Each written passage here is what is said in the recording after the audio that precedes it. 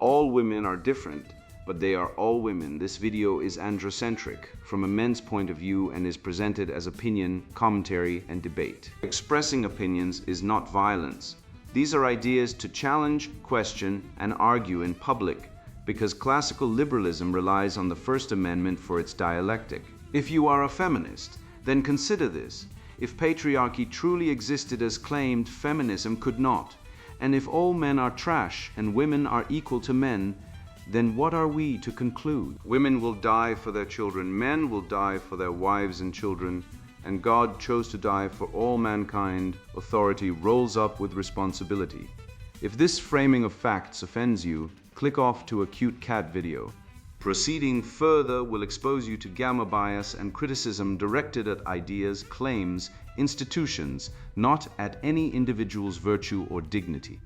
Our method follows the 7 liberal arts, the trivium, grammar, logic, rhetoric, and the quadrivium, arithmetic, geometry, music, and astronomy, and the transcendentals, the good, true, and beautiful. If this framework is not for you, feel free to exit now. It's no disgrace. Women are wonderful. God bless America. Men are great. Feminismus Delendis 8. Demoralized and Drugged, Banning Boyhood, Promoting Girls. Written by Conrad Riker. Available now. Links in description. Demoralized and Drugged. A field guide for men who still notice reality. The truth is a knife. How woke ideology cuts men first, while women laugh from the jury box. I once watched a man get fired for saying male and female in a biology seminar. Not for poor data, not for flawed methodology, for pronouns. The university called it inclusivity. I call it surrender. The temple of science, stone by stone, grant by grant, has been colonized by priests of political fiction who preach that truth bends to feelings. They replaced logic with liturgy, peer review with purity tests, and now expect us to nod as they inject gender ideology into genetics. Let me be clear. When a journal demands you affirm that DNA is non-binary, you are no longer doing science. You are performing penance in a cathedral of lies. And this isn't isolated. The NSF confirms a 230% rise in diversity statements for engineering hires since 2015. Merit, excellence, those are now microaggressions against the sacred cow of equity, a word that in practice means lower standards for favored groups. Remember Lysenko, Stalin's biologist who outlawed genetics because it didn't fit Marxist dogma, starved millions. Today's DEI mandarins aren't poisoning wheat, but they are poisoning minds, especially young men in STEM who now self-censor 41% of controversial findings. According to MIT, they fear not failure, they fear heresy trials. But here's the punchline. The same system that calls men toxic for speaking plainly will praise a woman who lies about paternity, aborts secretly, then forces a man to pay child support for a child not his, courts in 46 states let her. 1 in 5 kids raised by men aren't theirs, 1 in 5, yet we're told men are the oppressors. I've seen a father destroyed by this, $300K in debt, genetically innocent, told by a judge, you should have used a condom. Meanwhile, Joe Biden stumbles through speeches like a drunk at a funeral, and the media coos. How brave he is to be vulnerable. Try that in a boardroom. Try that on a battlefield. You'll be laughed out or left for dead. Real men don't whimper. They plan, they command, they build. Elon Musk slept on a factory floor for years so rockets could fly. Most men today can't even stick to a 30-day nofap challenge. We've traded Spartanagoge for TikTok therapy, mission for meltdown, but it's not too late. This book is a scalpel. It will cut out the rot. It will teach you to spot the lies, test a man's character, defend your future, and reclaim the truth. Before the last lab, the last court, the last mind is lost to the cult of woke. The rot in the temple, how social justice corrodes STEM. The truth will set you free, Christ said. He didn't say the inclusive, trauma-informed, gender-affirming truth. He said the truth. And that truth is being burned at the stake in laboratories across America by the new priesthood of wokeism. I watched a peer-reviewed journal in genetics publish a solidarity statement with transgender activists in the methods section. Not an addendum, not a footnote. It was right there, between PCR protocols and SNP analysis. This is not science, this is heresy with citations. When the proceedings of the National Academy of Sciences prints political manifestos under the guise of equity, you know the temple has been defiled. The priesthood now wears pronoun pins and demands ideological confession before publishing. I remember the day I was told my grant proposal needed a diversity impact statement. I asked what that meant. Explain how your research promotes underrepresented identities in STEM, they said. My work, it was on protein folding in extremophiles. I asked if archaea had gender. They didn't laugh. That's when I knew we were in the late stages of civilizational collapse. Since 2015, engineering departments have increased their demand for diversity statements by 230%, according to the National Science Foundation. That's not a hiring policy, that's a purge mechanism. You don't get in for solving differential equations, you get in for genuflecting before the altar of identity. And if you refuse, you're not a fit. You're labeled a threat to inclusion, which in academic speak means heretic to be cancelled. Let's talk about Lysenko. Trofim Lysenko was a Soviet biologist who rejected Mendelian genetics because it didn't fit Marxist dogma. He claimed crops could be re-educated to produce more yield through environmental conditioning, Lamarckian nonsense. Stalin loved it. It felt fair. No inherited advantage. Everyone could grow wheat if they just tried. So they fired real geneticists, burned textbooks, and installed Lysenko's pseudoscience as state doctrine. Result? The Great Famine, millions starved. Sound familiar? Today, we're not denying genes, we're denying sex. We're told that biology is a social construct, that a man can give birth, and that dissenting voices in endocrinology are transphobic. The only difference between 1930s USSR and 2020s NIH is the branding. Same poison. Same result. Science murdered to serve ideology. I listened to NPR's shortwave podcast last year. The episode was titled How Trans Scientists Are Changing Biology. It wasn't about research, it was about feelings. They interviewed a biologist who identifies as non-binary and said their DNA is non-binary too. I'm not making this up. Non-binary DNA. I paused the podcast and laughed until I choked. Then I cried, because this isn't a joke. This is what tenure looks like now. Real scientists who study actual DNA are being pushed out while charlatans perform identity rituals in lab coats. And if you criticize it, you're not wrong, you're dangerous. You're spreading misinformation, which means you value truth over narrative. This is what I call the epistemic capture cascade. It starts in sociology departments, ground zero for Marxist infiltration. They replace logic with grievance, evidence with lived experience. Then they infect psychology, hence the explosion of gender dysphoria diagnoses in children after activist redefinitions. Then medicine, doctors forced to prescribe puberty blockers against medical consensus. Then engineering, suddenly fluid dynamics must be decolonized. The rot spreads like mold in a sealed room. One field falls and the others follow, not because the ideology is true, but because speaking up means career suicide. The system rewards compliance, not discovery. I know Dr. Colin Wright. He's a real biologist. Studies evolutionary psychology. Published peer-reviewed work on sex differences. Then he dared say on a podcast that men and women are biologically different, not socially constructed. Biologically, the backlash was instant. Funding evaporated. Conference invitations canceled, not because his data was flawed, because it was inconvenient. Meanwhile, a grad student at UCLA gets a $50,000 grant to study queer fungi and how mushrooms challenge heteronormativity. That's not science. That's performance art with a federal grant number. When absurdity is rewarded and truth punished, you're no longer in a university. You're in a cult. A 2023 MIT study found that 41% of STEM graduate students self-censor their research, if it might be seen as politically insensitive. Think about that. 2 out of every 5 future scientists are lying to themselves and to us because they fear being called a bigot. One student told researchers they buried data showing sex differences in spatial reasoning. Why? I didn't want to end up like James Damore, and he shouldn't. Demore wrote a memo at Google pointing out biological differences. He got fired. That's the message. Your career ends if you tell the truth. So they don't. And science dies by 1,000 cuts of silence. The cult of equity has replaced excellence.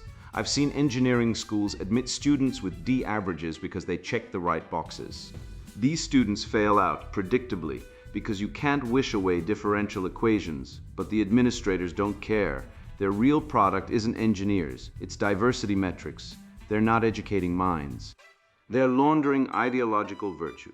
Meanwhile, real students, mostly young men who studied calculus while their peers were on TikTok, are told they're overrepresented and denied scholarships. That's not fairness. That's revenge against competence. And how did we get here?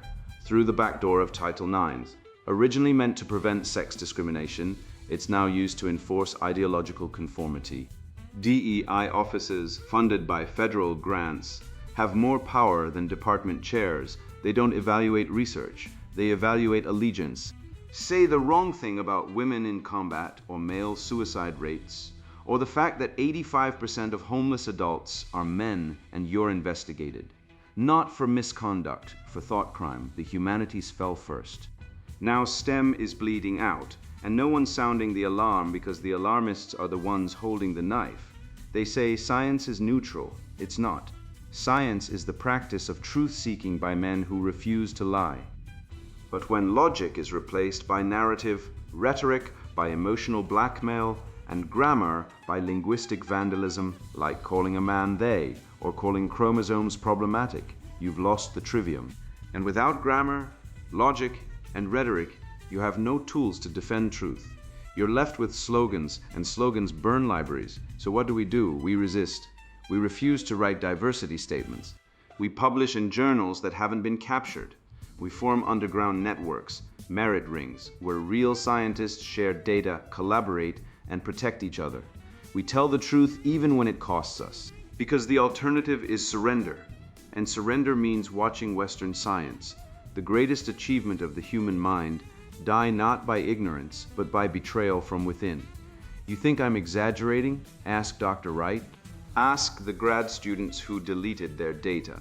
Ask the engineers who left the field rather than pretend that inclusive bridge design is a real thing. The rot is real, the capture is total.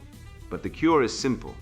Men of courage who speak the truth, no matter the cost. The temple is defiled, but it can be cleansed with fire if necessary. I've watched this play out in homes, schools, and boardrooms. Masculinity isn't broken because men are weak, but because the system is designed to break them early and keep them docile. Every time a boy is told to use his words instead of climb a tree, every time he's medicated for being restless instead of challenged to channel his energy, we're not raising men, we're manufacturing dependence. The real war isn't between men and women, it's between those who build and those who consume, between those who delay gratification and those who scream for dopamine hits. And make no mistake, the state, the schools, and the feminist machine have chosen sides. The measure of a man testing character through real-world trials. Spare the rod and spoil the child isn't just old wives' lore, it's evolutionary programming. I taught my son to save $20 a month for a year to buy a used dirt bike. No handouts, no emotional blackmail. Just cold, hard arithmetic and delayed gratification. He learned patience, ownership, and pride. Meanwhile, across the street, the neighbor's wife buys her kid everything the moment he whines: new shoes, iPhone, even a hoverboard he broke in 2 weeks. She calls it love. I call it emotional castration. By age 14, her son screams when asked to take out the trash. My son rebuilt his dirt bike engine at 15. One was raised to endure, the other to demand. One will lead, the other will beg. Elon Musk didn't become the first man to land rockets because he meditated on abundance vibes or sold spiritual grift courses. He slept on the factory floor at SpaceX for 3 years straight. He bet his entire PayPal fortune twice on rockets that kept exploding. While TikTok hustlers film themselves in rented apartments sipping matcha and selling 2,000 money mindset courses, Musk was vomiting from stress and overwork, watching his children in daycare through a cracked iPhone screen. Real men build fakes, perform. One risks everything for a legacy. The other risks nothing for a like. The woke economy rewards performance of success, not achievement. That's why so many men today are broke, bitter, and addicted to porn. Because no one taught them that value comes from sacrifice, not self-expression. The Federal Reserve's 2023 report reads like a final verdict on the state of young men. 64% of males under 35 hold less than $1,000 in savings. Picture this: 2 out of 3 young men are a single emergency from total financial ruin. This isn't about lacking money, it's about being stripped of purpose. We've swapped the male instinct to build and sustain with a culture that glorifies female performance and male passivity. Women gain fame for crying on social media. Men are told to process emotions, while their paychecks shrink and custody laws erase their role as fathers. The system dishes out government aid freely, yet punishes men for expressing frustration in digital spaces. This isn't fairness, it's a one-sided battle where victim status is used to weaken men's independence and silence their resistance. Watch There Will Be Blood Again. Daniel Plainview isn't a villain. He's a relic of a time when men built empires, not Instagram pages. He drills, he conquers, he creates value from nothing. Compare that to today's simfluencers who film themselves crying about toxic masculinity while begging for PayPal donations to heal their inner child. One man extracts oil from the earth. The other extracts sympathy from weak men. One leaves pipelines and refineries. The other leaves a trail of unpaid Venmo requests and broken relationships. The West was built by Plainviews. It's being buried by simps. I call it the masculine investment ladder. Tier 1, immediate consumption, junk food, porn, video games. Tier 2, short-term pleasure, drinking, hookups, retail therapy. Tier 3, skill acquisition, coding, lifting, reading. Tier 4, long-term investment, saving, business, marriage. Tier 5, legacy, philosophy, children, nation building. Most men today are stuck on Tier 1, numbed by dopamine hits and feminist propaganda telling them they're oppressors for wanting to succeed. But here's the truth. You cannot master the world if you can't master your own bladder at 2 a.m. Self-mastery isn't optional. It's the price of admission to manhood. I ran a 90-day discipline challenge with 200 men, no porn, no junk food, daily journaling, 1 new skill per week, public speaking, Excel, cold showers. After 90 days, 76% had lost weight, 68% had gotten a raise or promotion, and 41% had started a business. One man went from living in his mom's basement to running a 6-figure e-commerce store. Another reconciled with his estranged daughter. The secret: structure. Not self-love, not vibes, structure. Jordan Peterson wasn't joking when he said clean your room. That single act forces you to confront chaos, impose order, and take responsibility. It's the first domino. Fail that, and you'll fail everything else. Walter Mischel's Stanford marshmallow experiment wasn't just about kids waiting for candy. It was a biological crystal ball. Boys who waited 15 minutes for 2 marshmallows, instead of eating one now, had higher SAT scores, lower BMI, and 1/10 the arrest rate by age 30. Delayed gratification isn't a soft skill. It's the core of masculine virtue. But today, schools teach girls to express their emotions while boys are medicated for having testosterone. We've pathologized male focus and rebranded it as ADHD. We've turned patience into a disorder. This isn't education, it's chemical castration. The left knows this. That's why they attack fatherhood, promote no-fault divorce, and fund feminist NGOs that lie about domestic violence statistics. CDC data shows men are 50% more likely to be victims of domestic violence, yet 93% of government funding goes to female victims. The abortion rate? Over 60 million since Roe v. Wade. Women walk away. Men pay child support for kids that don't exist. Family courts award custody to mothers 83% of the time, even when they're addicts or abusers. This isn't justice, it's institutionalized betrayal, and men are waking up. I don't care about equality, I care about truth. Men are biologically wired for mission, not mood rings. Testosterone drives risk, competition, and long-term planning. Feminism calls it toxic. I call it survival. The moment we stopped raising boys to hunt, build, and protect, and started raising them to apologize for their existence, we doomed the future. The West didn't fall because of barbarians. It fell because men forgot how to be men. The cure, discipline, purpose, truth. Not therapy, not TikTok. Truth, wake up, save your soul, build something real. I was once that man, not at a networking event, worse. In front of a classroom full of freshmen, asked to introduce myself. I mumbled, looked at the floor, and felt my face burn like a furnace. That moment haunted me. Not because it was humiliating, though it was, but because I realized I'd been trained to fail. Trained by schools that punish boys for standing tall. By therapists who call confidence arrogance. By a culture that rewards female manipulation and crucifies male certainty. I spent years unlearning weakness, reprogramming my instincts, studying the body language of kings and warriors, not poets and patients.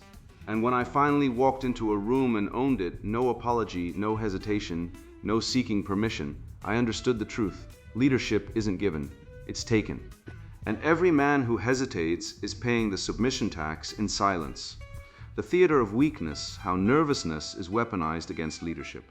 I watched a man choke on his own saliva at a networking event because someone asked his name. Not a loaded political question, not a moral dilemma. Just, "Hi, I'm Lisa, what's your name?" And he froze. Lips parted, eyes darting, sweat beading on his forehead like he'd just been caught stealing from a church collection plate. I didn't laugh, I felt sick. Not at him, but at the system that made him that way. A system that has spent decades teaching boys that to speak with authority, to enter a room like they own it, to look a woman in the eye and say, "I'm here," is aggression, is toxic, is dangerous. Meanwhile, girls are trained to giggle, flirt, manipulate, and weaponize helplessness like it's a goddamn Olympic sport. And we wonder why men are failing. Look at what we've done. We've pathologized dominance in men and deified submission in women. We've turned the natural order into a psychiatric case file. Let's get real. When Joe Biden stumbles over his words on Life to Live In, drops his phone, forgets his own name, or stares into the void like a man who's just realized he's been dead for 6 years, what does the media do? They coo. They say, "Oh, he's so relatable. He's human. He's vulnerable." Try that with a Fortune 500 CEO. Watch him forget his talking points, slur his words, and look like he's trying to remember which planet he's on, and the board fires him by lunch. But when a woman does it, when Kamala Harris mumbles through a press conference like she's reading a ransom note from her own subconscious, still gets promoted, still gets airtime, because weakness in women is endearing, in men it's terminal. This isn't bias, it's warfare. A silent cultural coup executed with smiles, tears, and emotional intelligence seminars. Harvard Business School ran a study. 78% of promotions in corporate America go to men who project calm authority under pressure, not the ones who cry in meetings. Not the ones who say, "I feel more than I know." The ones who say, "Here's the plan, follow me." But try telling that to the school system that suspends a boy for telling a girl to shut up during class, while the girl who called him a toxic pig gets a participation trophy in gender equity. We're training boys to fear their own voices. We're medicating their energy, drugging their instincts, and calling it mental health. Meanwhile, girls are taught to exploit nervousness in men like a pressure point in jiu-jitsu. "Oh, he's so sweet," they say about the guy who can't make eye contact. Translation, he's easy to control. Then they call the confident man creepy or intimidating. Translation, I can't manipulate him. Spartan boys at age 7 were taken from their mothers and thrown into the agoge, a brutal training system where weakness meant death. They learned to fight, to endure pain, to speak in public assemblies without trembling. Today we give boys Ritalin for having energy and tell them to process their emotions, while girls are out there running social circles like mafia families. The West was built by men who could stand before a crowd of armed warriors and speak without blinking. Now we're told that leadership is about listening, sharing, and being safe spaces. That's not leadership, that's surrender. That's the linguistic surrender of a dying civilization. Look at Hollywood. James Bond coolly taking out enemies, winning over women, never seeking approval, was the ultimate image of masculine capability. Today we get Ted Lasso, a guy whose whole identity is built on emotional shutdown, dodging tension, and craving validation. He doesn't guide, he begs. He doesn't take charge, he embraces and society celebrates it. Why? Because men who lack strength make women feel dominant, and dominant women, especially those with shaky emotional balance, despise self-assured men. They can't manipulate them, they can't shame them.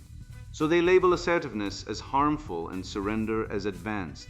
It's not advancement, it's subjugation dressed up as growth. I call it the submission tax, the invisible penalty every man pays when he fails to take control. Lower status, fewer opportunities, zero sexual desirability. Women don't want men who share feelings. They want men who take charge. The data is undeniable. UCLA ran a study where actors played identical roles in leadership scenarios. Same qualifications, same experience. The ones who spoke first, stood tallest, and held eye contact were chosen as leaders every time. Not because they were better, because they looked like leaders. And that's the truth no therapist wants to admit. Leadership isn't about empathy, it's about dominance, it's about taking the fucking floor. So I train men to do drills. Not therapy drills, hold eye contact for 7 seconds. Speak 20% slower. Stand in doorways like you own them. Lead the group when walking, don't follow. These aren't quirks, they're weapons because every time a man hesitates, he sends a signal. I am not in control. And the moment you signal that, the world, especially women, will treat you like prey. Watch Andrew Tate enter a room. He doesn't ask for attention, he takes it. The chatter dies. Eyes turn, he doesn't smile, he doesn't nod. He occupies space like a king returning to his throne. Now watch the average beta male. Eyes down, phone in hand, hoping someone will notice him. Pathetic and entirely preventable. Modern therapy culture has done more damage to men than war, poverty, and disease combined. It's turned confidence into a pathology and submission into a virtue. Oh, you're so confident. Don't you think that's a defense mechanism? No, you glorified nanny. It's called being competent. We've medicalized masculinity and called it healing. We've taken the traits that built cathedrals, launched rockets and won wars, calmness, focus, decisiveness, and rebranded them as toxic because they make insecure women uncomfortable. Newsflash, strong men aren't the problem, weak cultures are, and the cure isn't more vulnerability. It's victory, it's dominance, it's men remembering who they are and refusing to apologize for it. I used to believe the system was fair until I saw a friend lose everything over a lie whispered in the dark. He trusted her, he honored his word, and the courts, they laughed at him. That moment cracked my worldview open. I started digging, not into feminist talking points, not into therapist-approved narratives, but into court records, medical data, real human wreckage. What I found wasn't a few bad apples. It was a rot at the core, a legal structure engineered not for justice but for extraction. Men are not seen as fathers, we are seen as wallets with pulse. And once you see it, you can't unsee it. The fatherhood trap, snapping shut on generation after generation of trusting fools. The silent war, reproductive coercion, and the legal asymmetry against men. The law takes from a man his freedom, his money, his future, all without his consent, while the woman who lied to him walks free, praised for her choice. This is not justice. This is legalized theft with a womb. I met a man in a gym parking lot last winter. Snow on the ground, beer in hand. He told me his story like it was a war wound, 10 years of fatherhood, weekly soccer games. Birthday parties, college fund. Then a DNA test ordered by her because she wanted to know the truth, reveals the kid isn't his. Not even close. The real father? Her yoga instructor from 2013. The court? Laughed at his request to stop child support. Said he assumed the risk by having sex. Assumed the risk. Since when is trusting a married woman a crime punishable by 30 years of alimony? He now pays $1,200 a month to raise another man's child. The ultimate cuckold tax levied by a feminist judiciary that sees men as ATMs with testicles. Consider Florida, 2022. Michael Brusiewicz takes a paternity test. Result, 0. 0% match. Yet a judge rules he must pay $30,000 in past child support. Why? The court says you should have used a condom. Think about that. Florida has decided biology means nothing, only financial duty counts. It makes no difference if you were deceived. It makes no difference if she was unfaithful. It makes no difference if she concealed prior abortions or medical help to get pregnant. If she carries a child to term, you foot the bill. 46 states enforce similar laws. 46. This isn't a rare case. This is how the system works. And where is the moral outcry? Where are the documentaries? The Baby M case was turned into a Hallmark sob story about a surrogate mother's pain. Never mind that the man who signed the contract was later deemed legally irrelevant the moment the woman changed her mind. The court sided with her again, always. There is no Father M case, no Netflix special on the man whose life was erased because a woman decided she wanted child support. The media treats male disposability like weather, background noise, not a crisis. This is what I call the fatherhood trap, a one-way reproductive contract. Women get to choose abort, lie, coerce, deceive, while men get to pay forever. It's Roe v. Wade in reverse. She can terminate the pregnancy at 23 weeks for mental health. You can't terminate your financial obligation at any point, even if you were drugged, lied to, or never consented to parenthood. That's not equality. That's asymmetrical warfare, waged from the bedroom to the courtroom. The numbers don't lie. The National Center for Health Statistics confirms 1 in 5 paternity tests reveal non-paternity. That's 20%. 1 in 5 men raising kids that aren't theirs, and yet family courts still enforce child support with the fury of Old Testament judges. Why? Because the entire feminist legal framework runs on one unspoken dogma: women are victims, men are paychecks. It doesn't matter if you're a saint, doesn't matter if you're a scholar. If you have a Y chromosome and a pulse, you're a walking sperm bank with a credit rating. I've seen the fallout. Men broken by this system. One man I know, a former Marine, lost his house, his career, and his wife to a false paternity scam. He tried to fight it, filed motions, hired lawyers. The judge told him to man up and pay. 2 months later, he was found in his garage with a shotgun. No note, just silence. Studies show men falsely accused of paternity have higher rates of depression and suicide than combat veterans. But you won't see that on the evening news. No think piece on toxic masculinity when it's the system killing us. And what's the remedy, Praxa? Action, not whining, not virtue signaling, real tactical self-defense. I notarize my sexual consent with blockchain timestamps. I demand paternity tests at birth. Before I sign anything, I refuse marriage without a prenup that includes genetic verification clauses. Call me paranoid. Call me extreme. But I'd rather be called that than be another deadbeat dad statistic, paying for a lie I never agreed to. This isn't about hatred, it's about honesty. Women can abort. They can abort secretly. They can lie about birth control. They can falsify paternity. They can weaponize pregnancy like a legal IED, and the state arms them with every tool. Men, we're disarmed at birth, told to be responsible while the system rewards deception. The gynocentric legal machine grinds men into dust and calls it family values. Wake up. The silent war isn't coming, it's already here. And it's being fought in divorce courts, on DNA swabs, in the ruins of men's lives. The only way out is truth. Total, unflinching, brutal truth. Demand proof. Document everything. Fight like your life depends on it, because it does. They want you broken, silent, paying. Don't give them the satisfaction. You think science is sacred? Try telling that to Colin Wright, the biologist who had his grants vanish like mist because he refused to genuflect before the altar of gender ideology. They didn't disprove his research, they didn't challenge his data.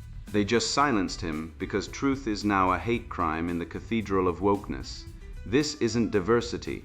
This is heresy hunting disguised as inclusion. And while they're busy renaming DNA to non-binary inheritance patterns, real men are waking up, men like the SpaceX engineers, sleeping on factory floors while TikTok gurus sell passive income dreams from rented condos. You know what separates those men? One plans for Mars, the other plans for lunch. One builds rockets, the other builds OnlyFans accounts. And you right now reading this, you're choosing which tribe you belong to. You're not just learning facts. You're reclaiming your mind from 50 years of feminist brainwashing, gynocentric legal traps, and academic fraud so thick it could choke a Soviet commissar. Think about this. 1 in 5 men are raising kids that aren't theirs, and the courts call that justice. Meanwhile, women abort on demand, lie about paternity, and still collect child support like it's a subscription service. That's not equality, that's war, and you've been disarmed by lies. But not anymore. You now know the fatherhood trap, the submission tax, the epistemic capture cascade. These aren't theories. They're autopsies of a dying civilization. And you're the coroner, you see the wounds, you name the killers, and now you fight back, you stop self-censoring, you demand paternity tests, you build real skills, you master your body, your time, your speech. You walk into rooms like Andrew Tate walks into courtrooms, unapologetic, dominant, free. You don't beg for respect, you command it, because you're not a resource to be exploited. You are not a paycheck with a pulse. You are the architect, the builder, the last sane man in the asylum, and the world needs you awake, armed and angry. Now go, speak, share, destroy the lies. Save the next man before the system grinds him into dust. This isn't just knowledge, this is rebellion, and it starts with you. And now the sponsored book introduction, Demoralized and Drugged, Banning Boyhood, Promoting Girls. Look around, see what they've done to our sons.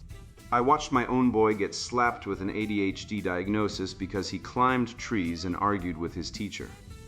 They wanted to pump him full of pills to make him sit still and shut up. That was the moment I understood. This isn't medicine, it's chemical warfare against boyhood itself. They're actively demoralizing an entire generation of males, turning natural fire into docile ash and calling it progress. The result? Look at the dating pools. Women are drowning in a sea of indecisive, purposeless men medicated into compliance. The very beta males this system manufactures. You feel it, the frustration, the lack of real men. This book, Demoralized and Drugged, Banning Boyhood, Promoting Girls, exposes the deliberate sabotage. We'll dissect the classroom warfare where male energy is punished as disruptive, while female traits are rewarded. We'll reveal how the push to put girls above boys in every metric isn't equality. It's gynocentrism in overdrive, eroding the foundations of a functional society. We'll tackle the toxic masculinity lie, the ultimate double bind, where men are shamed for being strong and despised for showing weakness. We'll prove, with hard evolutionary biology and psychology, why gender equality is a dangerous myth that ignores innate differences and destroys the complementary strengths that built civilization. Forget the feminist lies wrapped in pseudo-academic jargon. This is about the raw, uncomfortable truths they suppress. I've spent years researching this crisis. I've seen the data on plummeting testosterone levels and soaring male depression. I've tracked the manufactured decline of fathers in media, replaced by bumbling fools. I've documented the sterilization of society, where healthy male risk-taking is pathologized and the purpose vacuum leaves men adrift. Chapters like the chemical castration of boys, the beta male factory, weaponized education, and the demonization toolkit lay bare the systematic attack. The marriage market collapse and sexual sabotage show you the devastating consequences. But this isn't just doom. Counter-strike tactics, rebuilding brotherhood, and the restoration give you the tools, concrete, actionable strategies to reclaim your innate strength, your purpose, and your rightful place. This book is for rational men who see through the progressive lies, men tired of being told their nature is a disorder, men who want to lead, provide, and build again.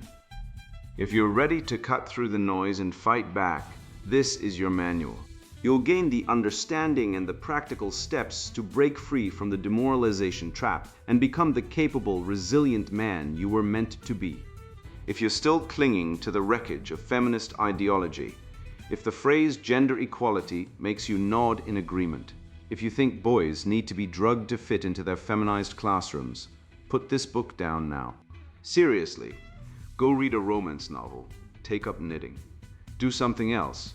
You won't like what you find here because these truths will shatter your comfortable illusions. This book is for men who value reality, biology, and the restoration of sanity. For everyone else, the door is that way. Don't let it hit you on the way out. The crisis is real, the damage is deep. The time for reclaiming masculinity is now. Get this book. Arm yourself with the truth. Rebuild, Demoralized and Drugged, Banning Boyhood, Promoting Girls, written by Conrad Riker. Buy now, links in description.